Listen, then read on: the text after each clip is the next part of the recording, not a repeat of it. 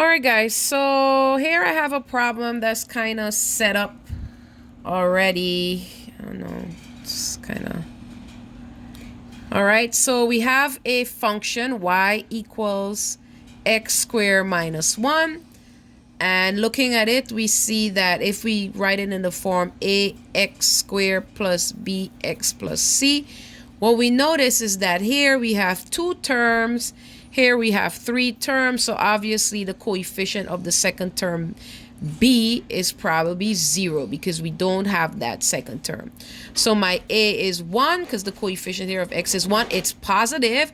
And what does positive means? It means my parabola will be going upwards. My b is 0 and my c is negative 1. So now I'm going to use my formula to find the vertex. So the vertex again is b, negative b over 2a, and the y is f of negative b over 2a. Great. So I plug in nicely, boom, boom, boom. As you can see, I plug in the values for... This one was pretty obvious because if b is 0, then this whole expression here is 0. Right? So f of 0 here, so x is 0, f of 0 will have negative 1 remaining. So this was a simple function to work on. That's why you don't see much detail in terms of work.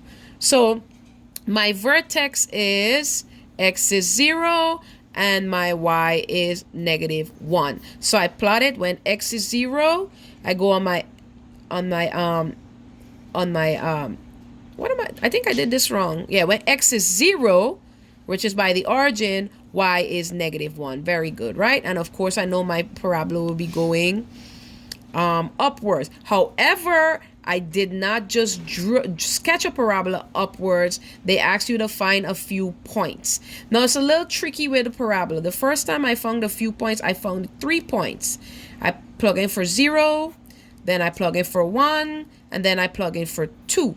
And I got these 3 points, but my graph only took me to the right of my function, the right of the parabola. So what you want to do, since your parabola, this is called a line of symmetry. Again, because x was equal to 0, the line of symmetry was which is in the middle of the vertex, is the y-axis. When x equal to 0, we have the y-axis. All right, so because it's symmetrical, it's just reflecting each other here.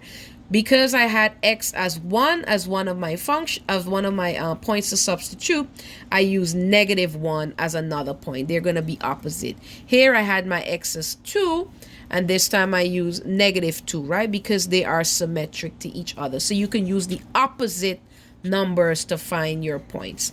And then you just plug in, and then you connect and graph. Okay, next video, I'll do a clean demonstration of the next question.